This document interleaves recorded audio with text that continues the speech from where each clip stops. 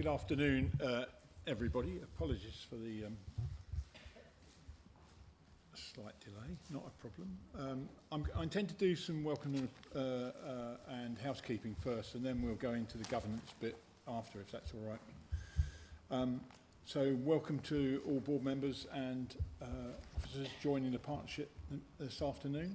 We have apologies from Councillor Osborne from Kent, Councillor Lambert, Southampton, Councillor Candlish, Portsmouth, Daniel Ruiz, the business rep, Dave Hooper from Network Rail, and Richard Leonard from Highways. So, we are being streamed live, and it will go on TFC YouTube channel to watch after today's meeting, and then onto the website. So, as you start or speak this afternoon, if you could introduce yourself the first time you speak, that would be really helpful. Then people will know who's speaking. Welcome to Councillor Paul Fuller, first meeting of the board from the Isle of Wight, and to Mark Potter from the South Downs National Park. I don't think he's here, actually. Oh, I thought he was. No. He's not here. Okay, well, sorry. We'll welcome you next time, Mark.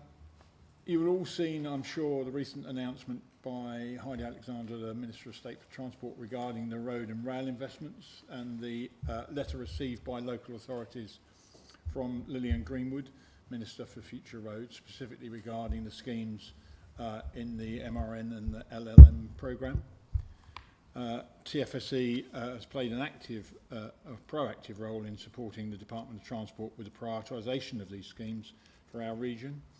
This has involved regular engagement with local authorities, analysis of evidence, constructive dialogue with DfT officials, demonstrating how subnational transport bodies add value to the national process by speaking with a collective regional voice. And we are seeking clarity on how we can support DfT with their review of schemes and to evidence the need for investment in our region. So Rupert, can I ask you now to make your introduction, please? Yeah, so thank you, Chairman. The DfT unfortunately are unable to be here today, but they did ask me just to read out a short paragraph in relation to the large local majors and major roads network letter that came out. So I'll just read it as it's written. So as most people have seen, the recent road scheme announcement identified a number of schemes within the MRN LLM, so that's the Major Roads Network and Large Local Majors programme, that have been cleared to go forwards, and a number of schemes in the programme which are under review. The DfT MRN LLM team will be in contact to set out the process for the review, which will in part be seeking to understand whether the schemes remain priorities for the local authority concerned. Further detail on the process for the review will be communicated by the team in due course, and I suggest that local authorities work with Transport for the South East in order to help present schemes most efficiently within the review. The MRN LLM team will be happy to brief TFSE and local partners on how this process will work once it is finalised. The DfT then go on to say, we encourage local partners to continue to work with TFSE on the delivery of this year's business plan, also take into account the impact of local government reform and wider devolution in your areas. We'll share more information on future planning in due course once internal business planning has concluded, understanding the need for clarity as part of this. So I hope, Chairman, that's a useful summary from the DfT, and their apologies for not being able to be present today. Thank you. So we can then move to what is agenda item 2, which is the minutes from the previous meeting. The draft minutes from the previous meeting have been circulated to all partnership board members. And can I have your approval to sign them as a correct record? There were no action raised at the previous meeting, so we will publish those on TFSE website once signed. Agenda item 3 is declarations of interest. Are there any declarations of interest that need to be declared in relation to today's agenda? None? Thank you. And agenda item 4, statement from the public. We have no statements for this meeting. Which takes me on to governance, and Rupert, I'm going to hand over to you. Yeah, thank you, Chairman. This is just for this initial appointment of chair. As members will know, appointments to Chair, Vice Chair, Audit and Governance Committee, etc. are annual events, and this being our AGM, this is the moment to nominate people to those posts. So I'll first ask for nominations for the appointment of Chairman, please. I'd like to nominate. Yes, Kerry. The seconder, Matt Finnis. And I take it everybody's in favour? So Keith, you're duly elected for the coming year. Over to you. Well, can I thank you all very much. I hope you recognise that there's still a lot of work to do. I think we've come a long, long way. I still believe passionately that collectively we are much stronger than we are individually, and I hope that that shows through the way I conduct these meetings and the work that we do. So thank you very much for your faith once again.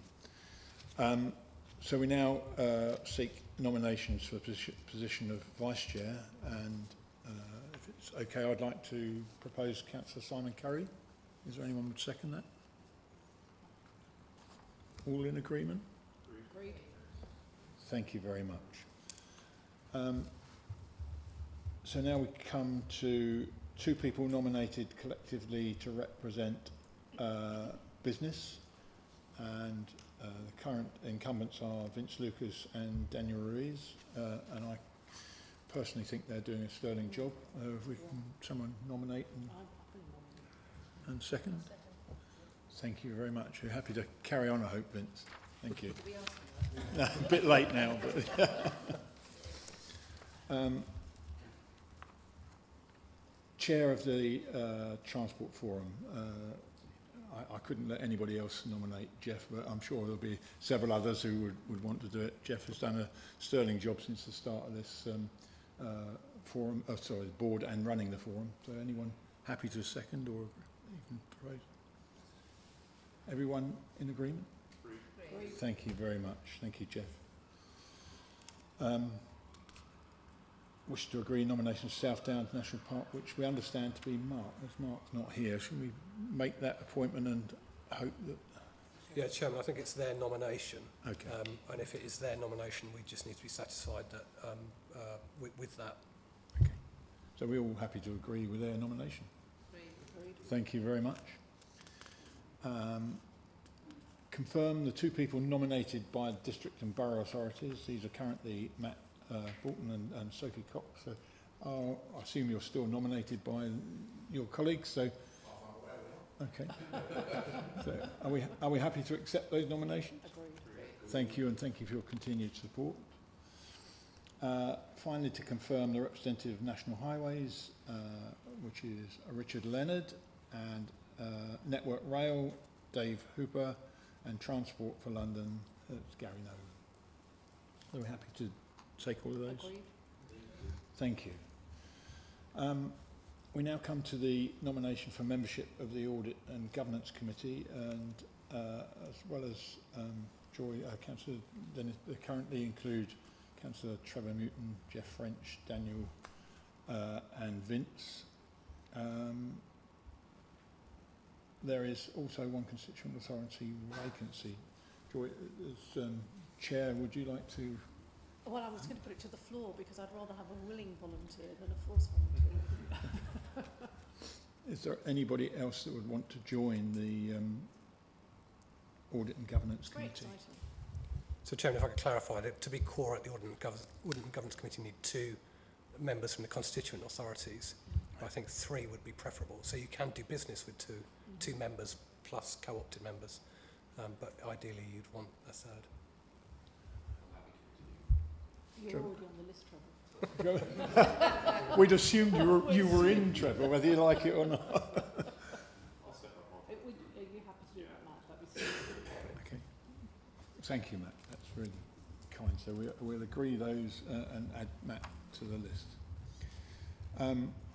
Then seek agreement to allocate 1 vote each to the co-opted members on National Highways, Network Rail and Transport for London, who do not receive a vote.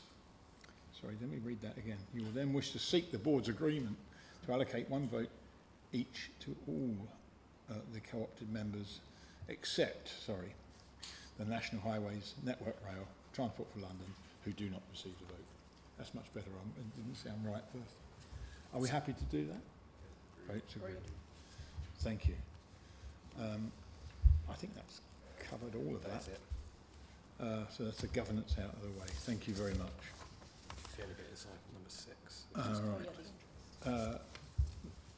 To request members to return their completed register of interest forms, please. That would be very helpful. So we come on to the annual report, and Keir, I think you're going to introduce, please.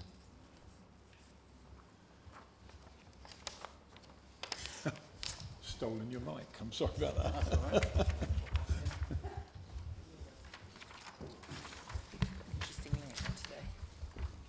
Very good. So hopefully this will be a fairly easy one to kick us off. So board members will remember the annual report that we produced and prepared for the board last year. This one follows the same format. It's the same approach. The only changes to note, we did add a feature page on the transport strategy, on work, on scheme development and on the Centre of Excellence, as they're kind of our 3 core products, and that matches the business plan that board members signed off at the start of last year. Also worth noting that Audit and Governance Committee requested for us to capture how much local transport funding authorities were getting in our region. So we've done that again for the previous year. Figures are broadly the same. There's not much change to the report, but hopefully I think board members will agree it's still a useful metric, and in future years we can see whether that increases with devolution and local government reorganisation. So yeah, hopefully fairly straightforward, and we're just asking the board to sign the annual report off and agree for it to be published on our website.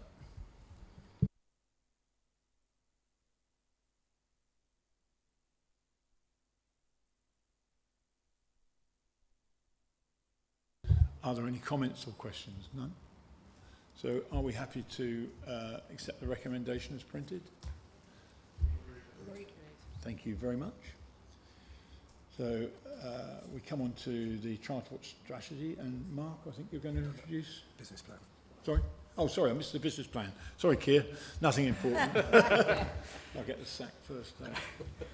Well, again, hopefully a very nice and easy one to kick us off. So board members will remember they signed off the business plan in March. At that time, the business plan didn't have the final end-of-year figures, because obviously the financial year hadn't ended.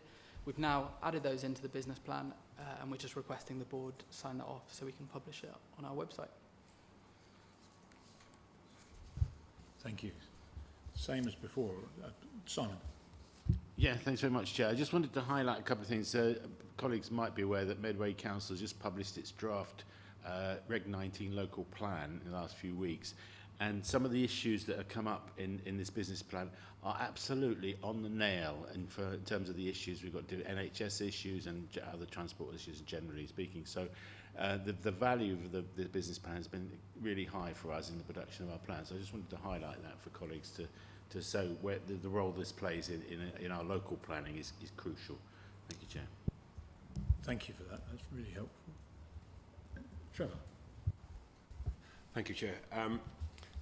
Yeah, thank you for this report. It's a very, very positive thing. One thing I want to just perhaps check, and you referenced the analytical framework. It looks a lot about mobile network data and data storage in general. How does that data storage and data access, how's that ongoing in terms of this report? It's a standalone report, but that data is being live data. So can we access that, or those that need to, fairly straightforwardly? Yeah, so Sarah, who's going to talk later, is leading that piece of work. So I'll just talk on her behalf and be cheeky. But I think the intention is, like you say, this is data that TFSC are going to procure centrally, and that will then be shared with all our local transport authorities through the Centre of Excellence. So like you say, it's data that you'll all be able to access, and without any cost as well, where it obviously would cost if a local authority wanted to procure that on its own. I think that's right. No other questions, comments? So again, we've got to agree the recommendation is printed. Agreed. So, thank you. Sorry, I was rushing to get onto the transport strategy. Mark, please.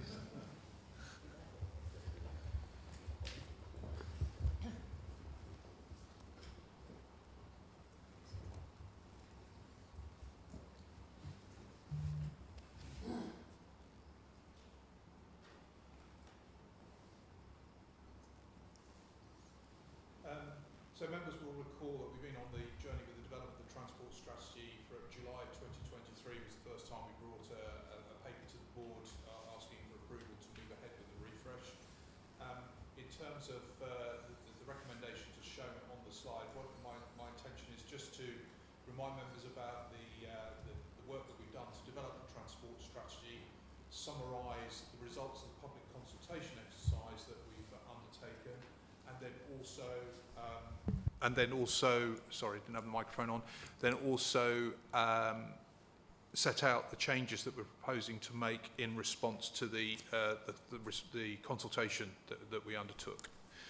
So just briefly to remind us about why we undertook the refresh, we already have a transport strategy that was agreed in 2020, but since then there have been significant changes to the policy landscape, significant change in government policy around the rail, the creation of Great British Railways, and also the buses. We've had the introduction of BSIPs and more recently the buses bill. We had the impact of COVID-19 on the travel market, which was sort of emerging as we were agreeing the last transport strategy. The changes to sort of the impact of trading arrangements and movement through our international gateways, and the development of new local transport plans and local plans in our area. Throughout the development of the transport strategy, we've undertaken extensive engagement, and the slide here just summarises some of the facets of that.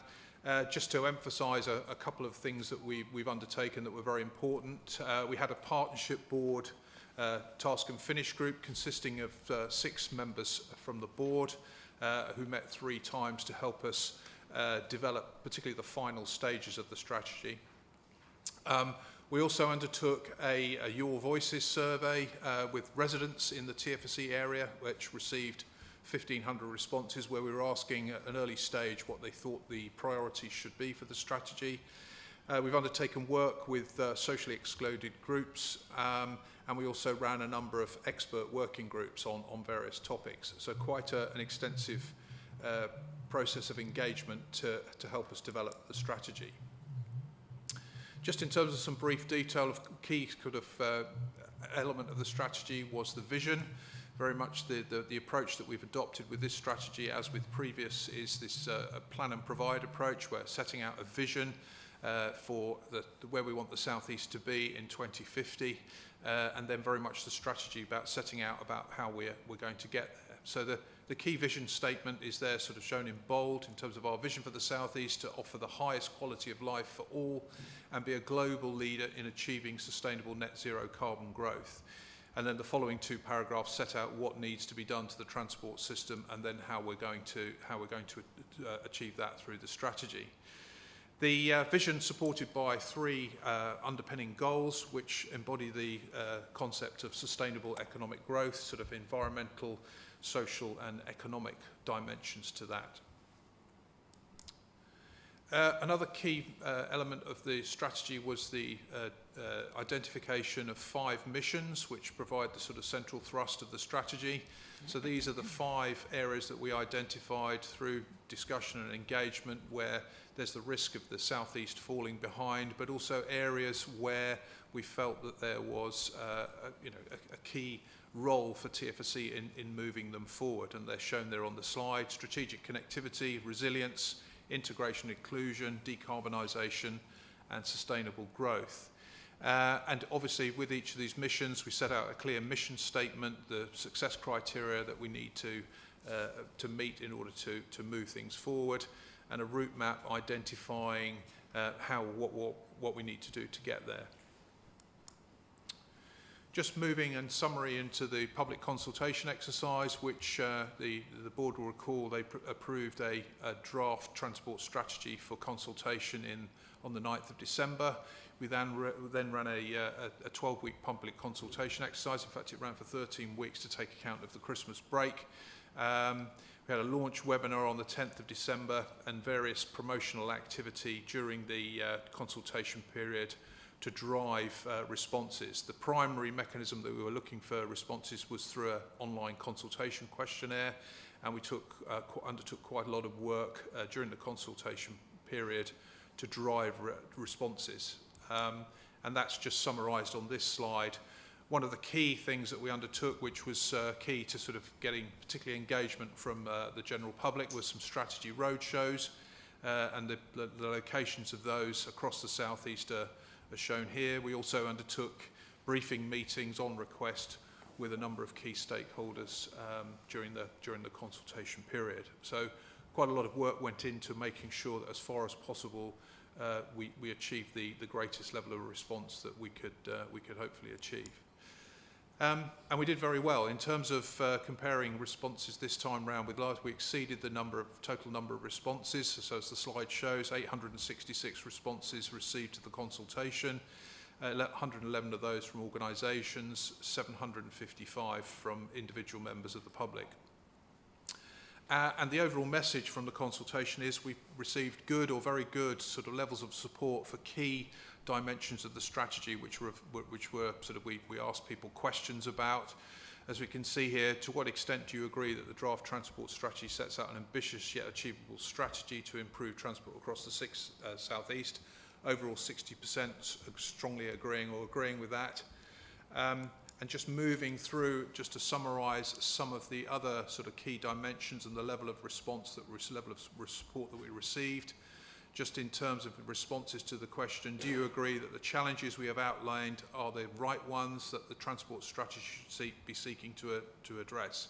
As we can see, both from organisations and individuals, a very sort of high proportion of them strongly agreeing or agreeing.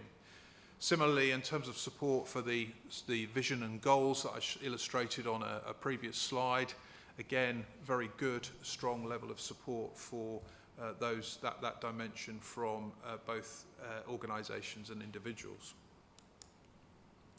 Just moving into the missions, which I said are a key component of the strategy. Again, just in summary, you can see for yourself there the evidence in terms of the levels of support for each of those missions. And we can see very, very, very strong levels of support from organisations and individuals for each of those missions. So the overall message, obviously, from the results that I've presented, there is more detail in Appendix 1 to the report, summarises the consultation results. Appendix 2 contains the actual consultation report that shows the responses to the individual questions. But the overall message, a good strong level of support with no real need to introduce any major revisions to the strategy based on the responses that we've received. However, there were some key themes that were raised in the responses that we felt we needed to address and look to see how we could refine the strategy, because I think this is a process of refinement rather than a revision. And here are some of the key issues that were raised. Sort of just to run through these, there was some comments that were received about needing to emphasise the importance of transport and the development of the transport system and its relationship with health and well-being. Respondents asking for more emphasis on the role of active travel, wanting more information about the role of sort of transport in terms of achieving environmental improvements, particularly this concept of net environmental gain, that in introducing a transport scheme important to try and improve the environment as part of that work. Ask for more information about potential rail connectivity schemes that we might be thinking about, asking for more information about the resilience mission, and this is something that we've been able to develop as we've moved through the work on the strategy, being a bit more specific about what it is that TFSE is going to do to improve resilience. More information asked for about monitoring and evaluation, and some of the other issues raised by individuals there about the need to more emphasis on reducing car use, the important role of the Isle of Wight ferries. That came across that we had a strong level of engagement from the Isle of Wight, with that being a clear call to action. More details about the highway connectivity schemes that we were thinking of introducing, and information about alternative funding arrangements. So those are some of the themes that emerged, and a number of the modifications that we've made are in response to those points. So just to summarise, and Appendix 3 to the paper sets out and summarises the changes that we've made, and Appendix 4 to the paper contains a marked up version of a version of the text of the strategy with track changes enabled, sort of demonstrating the changes that we're actually proposing to make. So in terms of, just to summarise some of the changes that we have made, as its slide sets out here, we've introduced references to sort of new elements of government policy that have been emerging as the development of the strategy's gone on, which is obviously the whole devolution piece, the emergence of the integrated national transport strategy and the infrastructure strategy. A number of the changes that we've made have been in response to calls for sort of just general clarity, so we've tightened up a bit of the language in various places, and then there were specific requests for drafting changes, so inserting or deleting specific sections or small sections of text. On the resilience mission, we provided a lot more detail about the scope of that and how we see that working, and what TFSC's role will be in that. And on the inclusion and integration mission and sustainable growth mission, including more text about the outcomes of these missions, where we're actually hoping to get to. And on the decarbonisation mission, a change of tone in terms of a bit of a call for sort of pragmatism in terms of how this, clearly we've got to meet the decarbonisation objective, but including reference to a just transition, so not just about getting to that target, but the way in which it's done, and making sure that there's a degree of fairness in terms of the way that the journey to that has an impact on different groups in society. Alongside the transport strategy, we also developed an integrated sustainability appraisal. That was also part of the consultation. There was consultation about that, but not any significant changes were required to that. So there's just, again, some minor amendments to the document. So some of the maps, we've included additional details on some of the maps. So there's a map that illustrates and outlines what each of the missions is seeking to achieve. So we've included, as shown in red here, specific information about some of the specific schemes that potentially form part of the priority for strategic connectivity. Similarly, for resilience, including two more schemes on there, just to illustrate across the geography what the resilience priorities, what the schemes may well look like. And similarly, just a sort of an amendment here on the map showing the sort of the priorities for the inclusion and integration mission, just putting a bit more detail on the location of the ferries across the Isle of Wight. I think we just had one sort of ferry route shown. We're now obviously showing the two, which is just reflects the situation in terms of the level of connectivity. In terms of next steps, so the recommendation today is for the members of the board to agree the changes to the wording in the Appendix 4 to the paper. But in terms of the process and to the next steps is in terms of Hampshire County Council and Kent County Council, and also Isle of Wight, as we now understand, the local constitutional process dictates that they would like to take the final version of the strategy, if it's agreed today, the wording changes, back through their own local processes. I understand those meetings for where that will take place during August and September. We would then be presenting, following those processes, we would come back to the October board meeting to present the final version of the strategy, which we would then ask the board to agree, with submission to government in November, following just presenting to get us to the stage where we've got a sort of a desktop published version of the strategy. And also, as it just says there, we've got some work already ongoing, just looking at, in terms of our work programme moving forward, given we've identified these missions within the strategy, what will TFSC be doing next year in terms of its business plan to make sure that we're delivering on those missions, and we'll have more to say about that at the October meeting. So just in terms of coming back to the recommendations, so Partnership Board are recommended to note the outcomes of the public consultation as set out in the consultation report and agree the proposed changes to the Transport Strategy Integrated Sustainability Appraisal to reflect the feedback received in response to the public consultation. Mark, thank you very much. A very complex piece of work, and there's an awful lot in there. On the progress through other councils, their constitution doesn't require them, or they've chosen not to take them back through? The constitution doesn't require them. I don't. It's obviously if other authorities wanted to do that, but I think we're clear from our experience with the previous transport strategy that both Hampshire and Kent need to do this.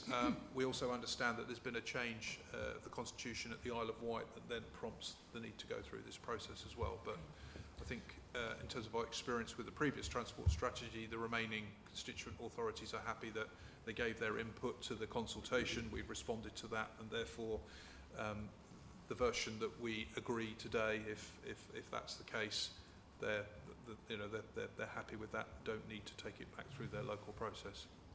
Okay, thank you. Questions, comments? Paul. Thank you, Chairman. I'm very glad to see that the residents of the Isle of Wight haven't let this consultation down. When I go back to the island, again, people will say to me, well, what are we going to actually see for the Isle of Wight? Again, the whole community is dependent upon the ferry links to the mainland. It is key to our economic growth on the island. And I'm very, very pleased to see that this is a long-term priority. What I want to try to offer is go back to the island and say, well, this is not only just a long-term priority, it's also a short-term priority as well. We are very, very reliant upon those ferries, and I'd just really like to have some feedback on how we can actually build upon that. And then I'll shut up from the Isle of Wight, because I think there is so much feedback that we've had from the community, and I'm really, really grateful for that. But again, how can we do things in the short term? We've got our local transport plan, for which we're working on, but we're not hearing the right things from the government at the moment, unfortunately. And I think there lies the answer. We've met with the MP from the Isle of Wight recently, and I don't think there was any difference in what we felt. It was just actually how you actually then make that the number one priority for government, and I don't think with all the best will in the world that this body is going to. It will give them the evidence behind it, and you'll certainly have our backing in anything you try to do. But I don't think there is a silver bullet that says we've now got this document. When are you going to deliver it? So, Rupert, do you want to? Yeah, we supported so through the business advisory group, and I'm sure if Daniel was here, he'd be mentioning this. We supported some work around the economics of the ferry service and how you can generate a much stronger economic case for changes. And I think that was well received. And then the other aspect, not ferry related, was we facilitated a meeting with the DFT on that South Coast Road, and the number of the road escapes me at the moment, but to deal with the coastal erosion issues that you challenged. I don't know if the road's still closed there, but the idea was to get the department in to understand the problems and almost by osmosis, because they've got to get on a ferry to get there, understand the implications of the ferry. Just come back. I'll come back very quickly. My previous portfolio was looking at coastal erosion and the impact that we have. Again, I think we're quite unique in the country in that our roads are slipping into the sea, and we are still not seen as being a priority to make sure that those roads are repaired, and that connectivity is not seen as being a priority. So again, any support, and I'm very, very heartened to be able to feed back that TFSC is supportive of the Isle of Wight's vision on this. So I really appreciate that, Chair. Thank you. Good, you're welcome. Joy. Just a quick one. Could you just clarify? Is it on? Yes. Could you just clarify to me what just decarbonisation is, please?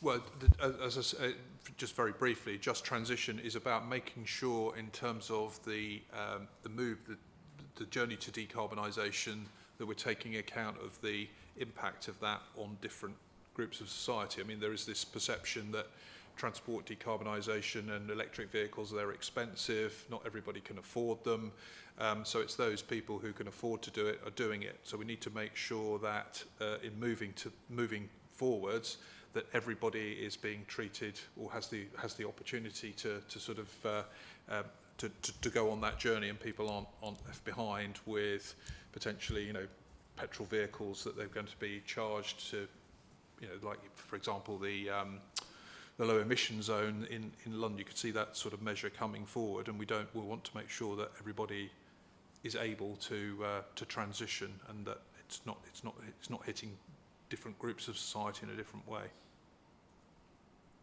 Thank you. Simon, followed by John. Thanks very much, Chair. And just a couple of issues. One is obviously in relation to any strategy, times change quite quickly, and strategies have to be very adaptable. But just conscious of a couple of issues that have come up with regard to the North Kent area in particular. One is the Lower Thames Crossing, which is now happening, and obviously that needs to be part of the strategy thinking going forward. It's going to have a huge impact, not just on Medway, but on the North Kent authorities generally.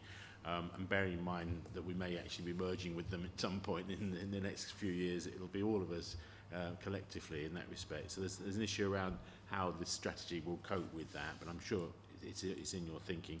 The other issue that came up has come up quite recently is the publication of the government's decarbonisation strategy for 2030 around urban centres and urban decarbonisation. Something that Medway is very signed up to, and particularly with the growth that we've got coming for our communities over the next 15 years, about 25,000 homes in total. We're looking to have that decarbonisation front and centre, and we've signed up to that government programme, if you like. So that's a key part, going back to the comment about just decarbonisation. It's about, you know, making it happen as much as we possibly can. So I just wanted to flag that up. That new report from the government was published in December, and it's really quite, you know, clear about what it wants to achieve. So just a couple of points on how the strategy's flexibility of it, as times are changing quite rapidly on a number of different issues. Thank you. Just to come back on that briefly, I mean, the other dimension to the strategy is, and Sarah is going to talk about to that item a bit later on, is the development of the strategic investment plan, which sort of, if you like, is about the specific schemes that we will be taking forward. And I think in terms of our sort of approach to the development of that's where we can be agile in terms of responding to sort of changes as they happen over time, and maybe changing the emphasis of the schemes that we're backing as time moves forward. But Sarah will talk a little bit more about that under another item. Thank you. John, Lulu, and then Trevor. So, John. Thank you, Chair. I've got 1.2 sort of semi-questions, and much appreciated, to be honest with you, to see the changes of the Easter New Thames Crossing, Easter Reading. We're really pleased that's in there. It's been generations contested. Every council south of the Thames is in favour of the crossing for years, whatever the political colours are. And councils north of the Thames, they're not here though, are they? Oxfordshire, are against. And even Theresa May, of course, has been a big supporter of it. So we're really pleased it's in there, whilst acknowledging it's not a short-term measure that's going to happen tomorrow. But I think it's really good that it's been recognised as not an increase in traffic, it's a diversion of traffic away from areas like Sonning and Reading. And I'm really pleased it's in there, because the aim would be to stop towns like Reading, areas like Sonning, to be through routes. That's a major issue for many towns, being a through route for a rural area. The 2 points I want to make, I want to ask your view on, is the rollout of EV charging. I see it's a priority, which it is. Now, is that a long-term priority or a short-term priority? Because Auto Trader, always worth a look, is talking about, 3-4 years' time, the second-hand market is going to explode on EVs. At the moment, it's too expensive. You know, charging the terrace in a town like Reading's got more terraced houses than Bolton. So it's not, it must be quite common in a lot of towns and small areas in the south where there is a lot of terraced housing where there's not drives. So at the moment, it's not an option, but that will happen soon. And it will be what, not getting rid of the car is what choice of the car. So is this, the question really is this a short-term priority or a long-term, or both probably, because we need to be ready for that. And I think the south, more than anywhere else in the country, will, because it is more than most a car driving area due to the rurality of the area. So EVs could really take off very, very quickly, and how we get around the charging. And the third comment is about the old Oak Common area for transport, because that may be out of London going west, but that will potentially affect a lot, potentially positively affect a lot of train areas, and what the view on that is, if that's more long-term than short-term. But to finish, I really appreciate the transport strategy and the inclusion in that. That's very helpful. Thank you. Thank you. Yeah, just quickly, yes. EV charging is a short and a long-term priority. We have a specific work stream on this, and doing a lot of work with our constituent authorities to support them with the rollout of EV charging. Obviously, there's been the Levi government funding, which is, many have taken there's been some difficulties and challenges with that, but we're doing our best to support constituent authorities with the rollout of that. And we'll continue to do so, because it's obviously, in terms of the fundamental pillar of the decarbonisation journey. On the Old Oak Common, there is specific reference in the strategy. Couldn't tell you to that, and in terms of strategic connectivity, maximising the opportunities that presents. So we have made reference to that. Thank you, Can I Lou. just share? Mike is saying. Firstly, about the Isle of Wight ferries. With Caroline Dinage recently, talking about water taxis and improving water connectivity around Portsmouth Harbour and along the Solent opposite the Isle of Wight. But the conversation did also stray into how could we connect better with the Isle of Wight. So it might be worth just dropping her a line and saying, I hear that you are keen to get more involved with water taxis. I mean, we are on the south coast, and it would make perfect sense to relieve the roads of vehicles. And also, it was a question for Mark. How many ferry routes did you say? I'm sorry, I thought I heard you say 2. 3. There's 3. You did say 3, thank you. Yeah. It's all right, I was just checking. I thought I misheard you, so thank you. Sorry, thank you, Trevor. Thank you, Chair. Thank you, Mark, for the comprehensive report. Thank you for the hard work as well. I know there's a lot of work going to different locations as well and engaging. So I want to sort of credit you for that and recognise that. One of the things that struck me in the report was a lot of, I think 23% respondents had heard about it via their local authority, which is positive on one level, because that's communication in itself. But in terms of the category organisational group coming back, if you add on local authorities and town and parish councils, that's 48% of respondees. So I'm just wondering, that some of the other sectors like business is 11%, charity 11%. I'm wondering, did we capture as much of those non-local authority type constituents within the process? But perhaps more of a thing I want to really flag up on is if you look at the age categories of respondees, those 55 upwards constitutes 64% of the total of respondees. That's nearly 2/3 of all respondees are over 55. And compared with those under the age of 34, that's a total of 5%, with only 1% under the age of 24 engaging with this process. And that, to me, is a concern, because we really are missing out the next generation and their voice. And there's something about that worries me a bit, because I think it's a good engagement. I'm not critical of the hard work you've put into this, but I do think we've missed out something of the next generation coming through with this process. And I'm wondering if there's any lessons learnt there and how we can engage better with those people under the age of 35, which is a huge number. And they're the voice that we really, they're coming in, they're the generation that's going to experience most of these changes. So I just do think it's so important to flag that and think how can we engage better with that particular constituency. Yeah, I mean, it's as you can see, quite a lot of effort went into the consultation. A lot of social media activity. We are conscious of this sort of bias within the you know, we've seen it before. It's something that's, without expending an awful lot of resource, it's quite difficult to deal with. You know, sort of setting up specific panels or specific engagement, and once you do it in one area, you then got to do it elsewhere. But I think it's an issue for us more generally in transport planning and just local authority consultation generally. We need to work out how to engage, particularly with that demographic of, you know, below 2025 particularly.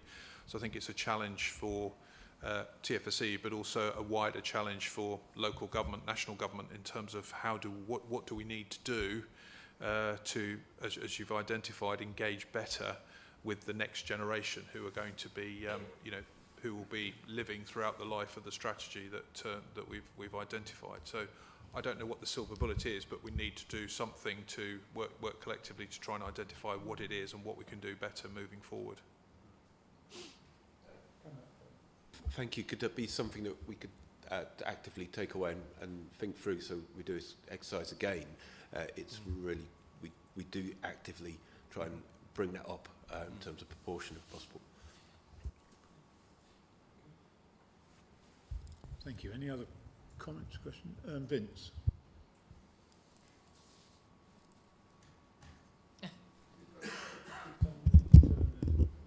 I'm okay, I'm working now, thank you. Pushing the wrong bits.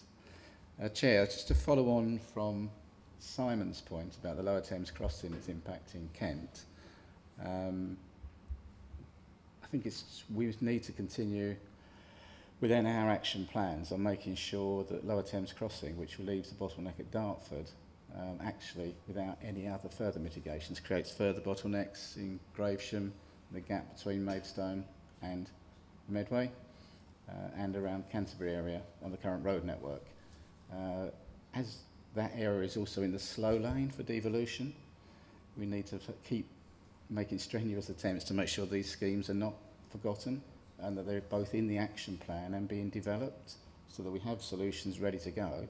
Disappointing to see. I think there's nobody from National Highways here today. Oh, sorry, I didn't see you there. Well, I did see you there, but I didn't realise I couldn't see your tab. So I think it is, thank you. It's really important that we keep this at the forefront of the work to ensure that those areas are not disadvantaged by the Lower Thames Crossing build, which in itself is a good thing for the growth of the country and to the areas themselves. Yeah, thanks very much, Chair. Thank you for the comments. Just to pick up on that, I mean, it's a sort of, it's a bit like good in parts and more difficult in parts, if you like. I think it's a curate's egg or something about that. Because on the one hand, the economic growth is really welcome that this is going to bring, but on the other hand, it really does present some challenges. And I think I mentioned about the growth of Medway's community coming in. I know that Gravesham and Swell, and particularly Tunbridge and Morling, have got significant growth figures coming their way as well. And all that, you add into the mix on that, and that North Kent corridor for transport becomes a real challenging issue, with the Lower Thames Crossing being a factor in that. So it's really important point to mention that. Thank you. I think we need to recognise that change actually has consequences. So I think that's an easy way of putting it. Okay. Sarah. Thank you. Yeah, and I welcome the report as well. I just wanted to say that I really welcome the inclusion and integration mission, but I don't think we should underestimate about how much that the cost of living and how much people's incomes are going to sort of influence how much this is going to be applicable to them.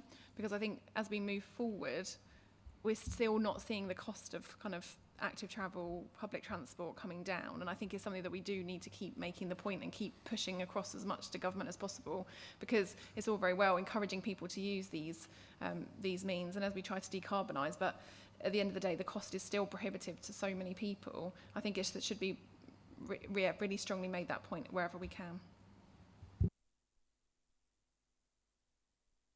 I think we've noted that. I think we agree with that, so that's fine.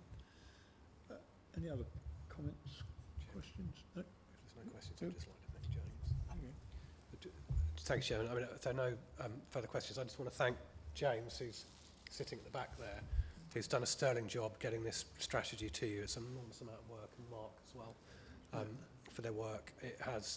These transport strategies are big pieces of work to get to this stage. Of course, you're not making a decision on the transport strategy today. That comes in October. But James will have gone by then because he's cleared off to get another job, unfortunately for us. So I just wanted to acknowledge the fact that the work that he's put in. Whole team, well done. Very much. It certainly is a lot of work, and in some ways the sad thing is that's just the beginning of it. We've got to now start to bring it into reality, and I'm sure we'll keep carrying on. Thank you. The recommendations are on the screen. Are you happy to agree those? Thank you very much. So we come on to agenda item 9, which is the Centre of Excellence Work Plan. And Emily, I think you're going to introduce, please. Thank you.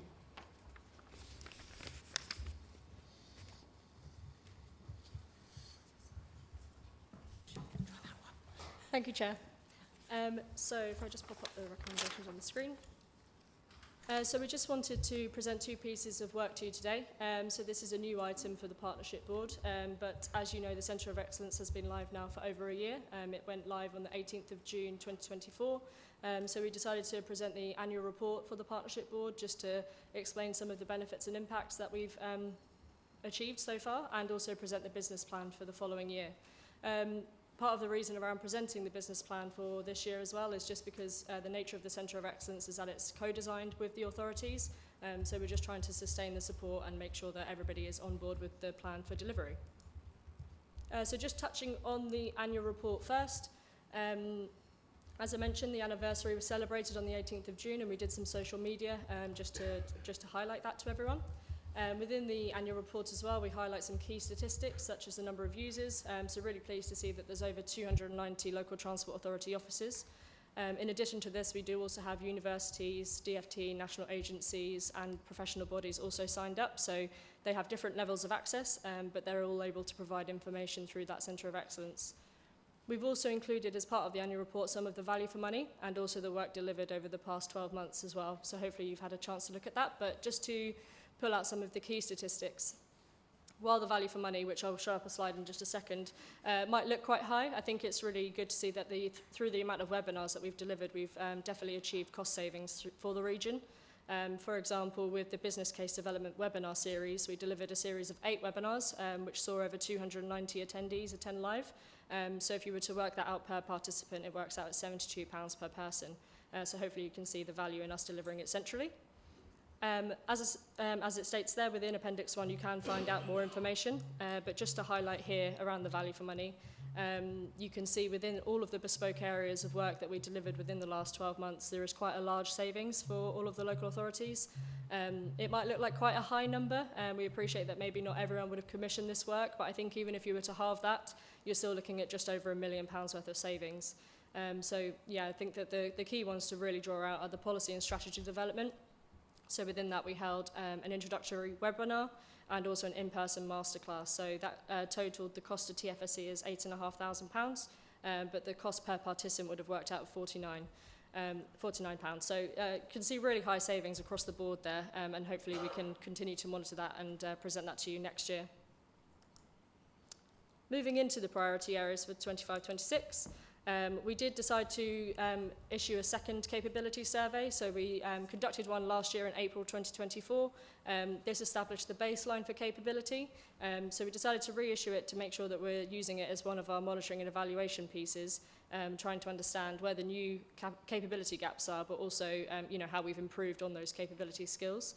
And so by using that, we've been able to develop this business plan by using the highest priorities. So the first one, which is on the screen, is AI and transport planning. So anything that's highlighted in blue is something that TFSE are looking to deliver internally, which is why you might be seeing different levels of allocation through the budget. So while it's recognised as a priority, it might just be that we actually have the in-house capabilities to deliver this. But for the AI and transport planning, we've got a mixed version of the support package. So you've got virtual training, which covers a series of different areas, and also roundtables. As part of the learning that we gathered from last year, we've decided that we're going to include learning outcomes and really targeted audiences. That was part of the feedback that we received. Some people might have felt that they were attending things that might not have been right for them. So hopefully by including this, it just means that the right people know when to come. We'll just move on to modelling and forecasting. One of the areas that TFSE will be delivering is a review of the modelling and tools and capability within the region as part of that devolution. So hopefully you'll see quite a lot of work going on in that space to try and help capability there. But in addition to this, we'll also be commissioning subject matter experts to deliver webinars and also one-to-one surgeries, because we appreciate that some of this needs to be delivered on a case-by-case basis. Awareness of emerging technologies. So one of the things that TFSE will be focusing on in-house is developing a first and last mile strategy and toolkit. But in addition to this, we've also got virtual training and one-to-one surgeries. Network review, design and planning. So one of the webinars that we'll be able to host in-house is an integrated land use planning session. But on top of this, we'll also be seeking people from the relevant authorities and national agencies as well to deliver specific webinars such as the LTN 120. For this one, we'll also be hosting in-person training. We thought it was important to have a mixture of in-person and virtual just based on feedback. So we look forward to delivering that one in Q3 of the year. Understanding of national plans and policy. So this one is a very high priority, and you can see that the budget doesn't necessarily reflect that, but hopefully it's just because you'll see that we're trying to deliver a lot of this in-house, but also in conjunction with the DFT. So anytime any new plans or policy is issued, or even funding pots, we're hoping to be able to get the relevant person to come along and do a webinar, and as a result then produce a document for that guidance for the local authorities. So that's where you've got the roundtables and the resources, and we'll be commissioning the SMEs, subject matter experts to develop those FAQs in conjunction with those. Improving sustainability and delivering net zero. So you'll be aware of the carbon assessment playbook tool that TFSE launched, so there'll be further work going on there. We're already hosting some of those workshops, so some of the work is already underway. But we'll also be providing the data and tools alongside that to try and help people further, and also hosting some roundtables. But in addition to this, we'll also be commissioning a subject matter expert to deliver multi-module training as well. On prioritisation of transport schemes, TFSE will be hosting roundtable webinars, so we'll be meeting to discuss how they currently undertake prioritisation. So this was held on the 9th of July. There are some pieces that have come out of that, so we'll be working with the local transport authorities to understand how we can better deliver it. But it's largely down to how can we remove barriers for schemes that aren't highways. In addition to this, we'll also be developing documents and guidance to support these. This piece of work is already currently underway. It was highlighted through a pulse check survey back in September, and we saw it as a very high priority. So the work that's already currently being undertaken focuses on 3 strands. We'll be exploring bus franchising and how that might impact enhanced partnerships and whether or not people should go for it, and also cross-subsidy and cross-boundary infrastructure. So through each of those work streams, we'll be developing a webinar, but there's also a resource to go alongside it to support the webinar as well. In addition, we've also got a wide range of case studies being collated, and we'll also be offering recommendations through those pieces as well. The first piece of work that should be developed and delivered will be at the Bus Forum, which is taking place in September. So finally, just popped all of the priority areas on the screen there for you, so I'm happy to take any questions. Thank you. Questions, comments? Again, an awful lot of work going on. Thank you for the report. I was just wondering, when you're doing the webinars with the network, the design and the planning ones, would it be possible to include the district and boroughs in those? Because specifically in Sussex, we're going to be becoming transport authorities soon, so it'd be really useful, I think, for us to be included in that as well. Yeah, absolutely. We send out the webinars currently as calendar appointments, so we'll make sure that you're included on the distribution list. Brilliant, thank you. Didn't quite understand the question. You're going to become transport authorities soon? Sorry, I was talking about the fact that a lot of our officers, obviously, we're all sort of thinking about how we're going to be reorganising, and then in the future, we're not just going to be district and boroughs within sort of a year or two. So thinking about moving forward, yeah.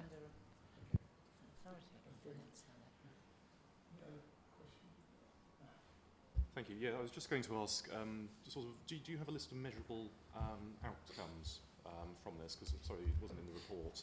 It was mainly just attendance that you were using as an outcome. But is there a list of measurable outcomes from this? Yes, so within there, we can include and circulate with you the capability scores that we received against all 35 skills. And also within that, it doesn't just show how people rank their current capability in comparison to last year. It also measures what they'd like to see as an increase. So if you currently feel that you're proficient and you would like to be an expert, that's one of the measurable outcomes as well that we've used to try and rank these as weighted skills as well, rather than just where the lowest skill is. Sorry. Okay, that's right. And there's just two others. One was, are you making sure you're not sort of overlapping other areas which are providing sort of similar services, like pick bus franchising, for example, which everyone's talking about at the moment? And then lastly, 50% of the budget is unallocated. Is there a reason for that? Yes, so if I take the first one, we work really closely with quite a lot of organisations, such as the Bus Centre of Excellence, so working with Stelios and trying to understand what they're delivering and what we can deliver to plug some of the gaps that they're not able to deliver on, and then we'll also share the outputs with them to make sure that it's being used more widely. The reason for that unallocated budget is we did the same thing this year, and it means that we were able to allocate that budget to the bus support and also for devolution readiness. So we just have it as a contingency, if you like, just in case any new priority areas emerge. And also what we're trying to find out as well is, for example, with the business case development last year, we actually saw a lot of benefits from there, so we ended up actually providing more budget to it because it was working. So yeah, we can deepen the impact of some of those areas if needed.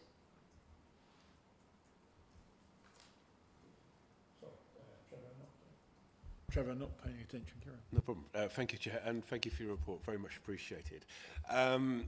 One thing just to touch on briefly is the comment about the DEVO and local government reform. That's a lot of moving parts, and you reference the Bus Centre of Excellence as well. So when it comes to public transport, I guess that's something which is to keep a very close watching brief on as things develop. So I won't say too much here, but just I'm sure you're on that. My main question is connection to both modelling and forecasting and AI in transport planning. Very much welcome. I think that's absolutely to use the technology that is available. With both those, it's sometimes as good as the data that's within it. Obviously, you get the right tools, but be confident the data going into those is informing the output. So, and if you don't get the right data, you don't get it doesn't inform the model. So I don't know. Is part of your the focus on the modelling and the AI is to capture as good a data as possible, if that's part of the focus on the Centre of Excellence? Yeah, absolutely. So we already have quite a very good in-house capability now with modelling and forecasting, and I think through the collection of the regional travel survey and also the mobile network data, we'll be using that quite heavily, and I think sharing that information through the region, hopefully it means that we're all using the same source of the data, but it is something that we'll keep under review just to make sure that if anything changes, we move with that.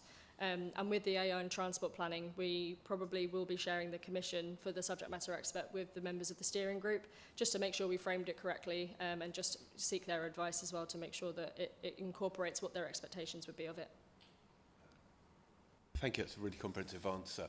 One of the comments I get within my transport partnership in Brighton and Hove is particularly when the activist groups are very focused on traffic includes pedestrians, and do you think the scale, the regional scale, presumably is mostly around vehicle movements and public transport, etc., but as well as maybe active travel, but to what extent are we looking at how people walk around their environment as well within this?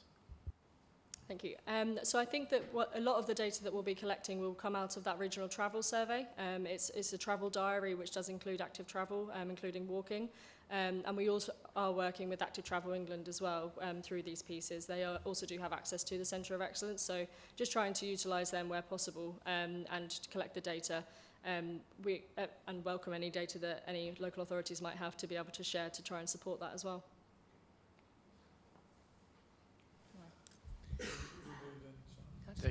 Just a very quick question. That's suspect the answer is yes. It's particularly with reference to your bus forum coming up in September. A lot of the work we do around active travel on our bus is about the scaling up of our bus companies and stuff like that. So is there a lot of contact between the private sector bus companies and particularly around the franchising and the growth of the bus industry generally? Is that happening? I presume it is, but yeah. Thank you. Yes, so operators are invited to the regional bus forum, and so they do have the opportunity to comment. And also we held an enhanced partnerships forum last year in London, which they were invited to as well. So yeah, they're part of the approach. It was just to say two things, actually. One, thank you very much from our officer team for all the training sessions that they've attended from Hampshire. They wanted me to personally say that to you, and they've really appreciated it. And the second thing is, maybe we could have a session every time we have a meeting. We could have a training session from the department. That would be really helpful on a specific subject. Would everybody be up for that? Or, I mean, this is CPD for all of us, really. So, thank you. Thank you. You've got that. Yep. You like that one? Noted that one down, yeah, thank you. Why not? Thank you, Emily. I really think that the paper's really good. One of the issues that I have is about enhancing local authority capacity. Delivery is so important, but if we haven't got the bottoms around the table to be able to help deliver that, how can we progress that? I know what a lot of the work that you're trying to do is to try to enhance that, but how can we go that step further to make sure that we have the resources? Because I think it's one of the things that government has highlighted recently, that there's been such a cutback to officers and resources in our local authorities. We're not able to deliver some of the initiatives that we want to, and it's trying to get back to make sure that we can do that. And I was just wondering about your thoughts concerning that. Thank you. Thank you. So it's a two-pronged answer, really. So we interviewed all of the local transport authorities back in April alongside the survey, trying to get more of the authority perspective as opposed to just the individual perspective. And through that, quite a lot of people commented around the late notice of funding, around some of the capability and how that impacted some of their resourcing. So we will be feeding that back to the department as well, just trying to support that. But also the second part as well is that we're working very closely with universities, trying to understand how we can get people into the sector, so trying to help them promote their courses. But again, I would welcome comments from officers as well around whether or not it's something that we can talk about in terms of sharing job descriptions to see if that's helping, or even a dedicated recruitment webinar, so it brings people together. So that's something that we could always explore through the next steering group, just to see if that's something they would support. Can I just come in there? Don't forget strategic transport, etc. will come under, and highways will come under the mayoral authority as of next May.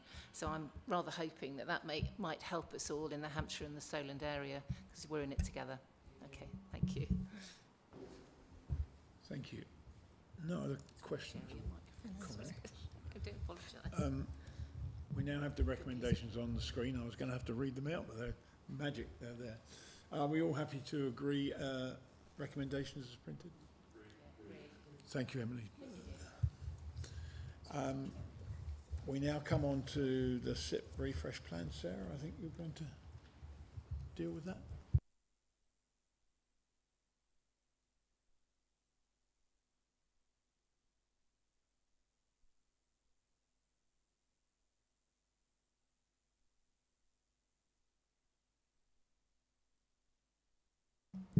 Thank you. Thank you very much, and afternoon, everybody. So this agenda item is around the methodology for the refresh of the strategic investment plan. So I'm sure members will be aware and remember we have a strategic investment plan for the region. Oh, do you want to do it? Oh, thank you. There we go. So that sets out, based on the transport strategy, the strategic investment plan is the articulation of how that strategy can be delivered. It sets out the schemes and policy interventions that need to be delivered to bring about those changes we want to see through the strategy, and also therefore is our methodology for providing advice to government on the transport investment that should take place in the region. I should note that we're not in fact in July 2024. I don't know how that happened. I've obviously had a bit of a time warp, so apologies for that. So, as Mark said in his report about the transport strategy itself, there have been many changes since the last transport strategy and since the last strategic investment plan as well. None the least the change in government, the updated regional transport strategy that Mark spoke about earlier, plans for devolution, local government and reform, an evolving funding landscape. I think that's quite important here. It's very much acknowledged there is a lot less money than there was 3 years ago when we first did our strategic investment plan. And of course, the importance of regional relevance, and I'm sure we've all heard recent announcements about the need to invest in the north. We need to be continuing to make the case for investing in the south as well. So, as I said, the strategic investment plan is our methodology for advising ministers on where transport investment should happen in the southeast, and therefore it's really important that it doesn't remain up to date, so it provides the best advice that it can. The business plan that you approved earlier includes a budget provision to undertake the refresh. This paper is around the methodology for doing so. So in terms of that methodology, and again, thinking about all the things that have changed, there would be a really significant benefit to having a refreshed investment plan in advance of the May 2026 mayoral elections, so that it can provide good support to those emerging authorities as well as the existing authorities, of course recognising that not everywhere in the region will have a mayor. But the aim here is to help all authorities, whether they're new or existing, to secure that investment in the region, and having a SIP that is up to date and relevant at that time would be a significant benefit. Now, we do realise that that is a very, very tight timescale. The original strategic investment plan was the culmination of several years' work through the area studies and then the strategic investment plan itself. It's not the intention that we repeat that entire process, but more that we build on the work that's previously done and refine it so that it reflects all those changes that have happened. We have the capability and capacity with support from our consultants through our call-off contract to meet that timescale, but we recognise the key here is around stakeholder engagement. And so within the proposal that's set out in the appendix to the report, there is a plan for targeted stakeholder engagement. So this is really about making sure all the views are taken account of and incorporated as we go along. So there'll be proposals for a technical officer working group, particularly a partnership board task and finish group, as Mark mentioned earlier. That was a really key part of the transport strategy, and I think a really worthwhile thing to set up for the strategic investment plan as well. But also one-to-one engagement sessions, fireside chats to do those real deep dives to make sure we understand the priorities, not just of as our individual authorities, but also national agencies such as Network Rail, National Highways.